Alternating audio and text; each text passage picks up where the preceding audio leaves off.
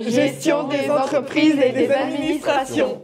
Quand vous étiez lycéen ou lycéenne, qu'est-ce qui vous a attiré vers le BUT GEA? Tout d'abord, la pluralité des matières, de la finance, de la fiscalité, on fait aussi de la psychologie sociale, de l'économie. Et c'était le fait qu'il y ait le choix entre le parcours GEMA et le parcours GC2F, parce que je ne savais pas trop encore si je voulais aller vers le commerce ou vers la comptabilité. J'ai choisi le BUT GEA parce que j'ai pensé au après et je me suis dit que j'avais au moins un large choix de master ou même d'entrer sur le marché du travail. D'avoir en fait que des TD, on a très peu de cours magistraux, donc on est vraiment en relation constante avec les professeurs.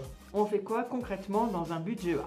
Beaucoup de gestion, de disciplines donc liées à la finance, à la comptabilité, mais aussi au marketing, à la communication, de l'anglais, donc des choses assez généralistes. Ça va être aussi un parcours qui est très professionnalisant. Donc en première année, on va notamment travailler nos lettres de motivation, notre CV. Il y a des périodes de stage. Si vous choisissez l'alternance, vous pouvez choisir dès la deuxième année. Vous aurez l'occasion de découvrir une entreprise. Quel a été votre projet SAE préféré en GEA? Je dirais que c'était la monographie. Et donc on a dû faire tout un diagnostic de cette entreprise en faisant le diagnostic interne et externe et faire une infographie. Les simulations de gestion, les professeurs vont créer en fait un marché dans lequel des entreprises seront en concurrence. Et nous, du coup, avec notre groupe, on doit essayer de faire les meilleurs choix stratégiques en termes financiers, marketing, communication, pour en fait gagner plus de parts de marché. Alors il faut savoir que dans le parcours GC2F, quand on est en alternance, dès la deuxième année, nos SAS sont remplacés par les matières du DCG. Et du coup, c'est cet entraînement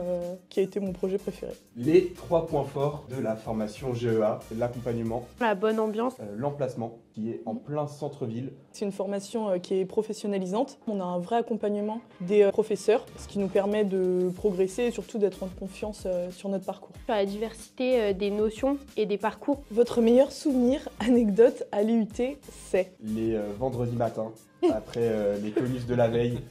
C'est toujours des moments qui sont mémorables. La Coupe de France des IUT, c'est un moment qui est hyper convivial. Donc c'est une compétition sportive qui est organisée avec tous les IUT de France. Quant à la dernière simulation de gestion, on pataugeait toute la semaine et contre toute attente, on a gagné avec mon groupe. Tu sais que t'es à GEA quand? Quand on arrive à faire des blagues sur la comptabilité. Putain, je vais dire la même chose.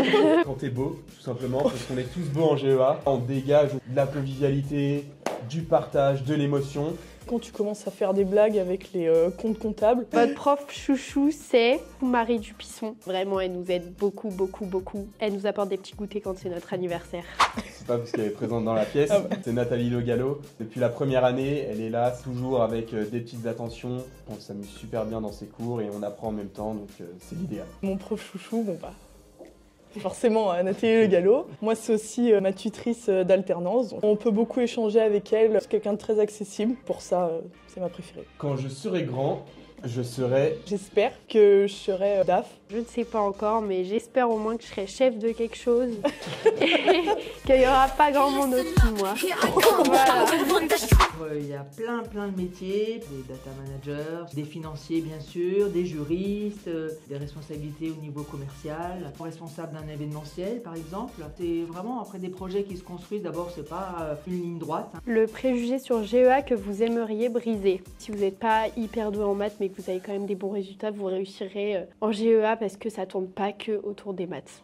Et aussi en GEA, on fait pas que de la compta comme on peut l'entendre des fois. Les clés pour réussir en GEA, aimer les chiffres quand même, aimer le travail en équipe. Être bien organisé. En première année, on n'a pas l'habitude, je pense, d'avoir des projets qui sont étalés sur 6 mois. C'est de la rigueur, de la motivation, pas avoir peur de travailler. Donner un sens à ce qu'on fait, sinon je pense que c'est compliqué. Et être assidu dans les révisions, faire son rétro-planning. Au revoir.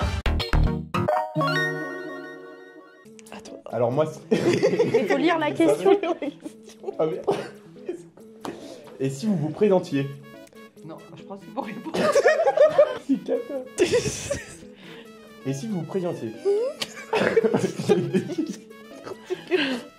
C'est pas moi. C'est toi qui pas. Pour finir, si le BUT GEA avait un slogan, un jingle, ce serait « C'est pas parce que jeudi c'est sorti que vendredi c'est fini ». Non, personne saisit. J'ai pas la ref. Ok, attends. 1, 2, 3. GEA, ça veut dire quoi? Non, c'est la réponse qu'il faut. Mais non, faut dire gestion des entreprises. C'est trop bien de la faire, celle-ci, quand même. Gestion des entreprises et des administrations. Attendez, moi, je l'ai pas là. Gestion des entreprises et des administrations. Mais non, fallait répéter gestion. Je connais pas l'intitulé. Oh bah non.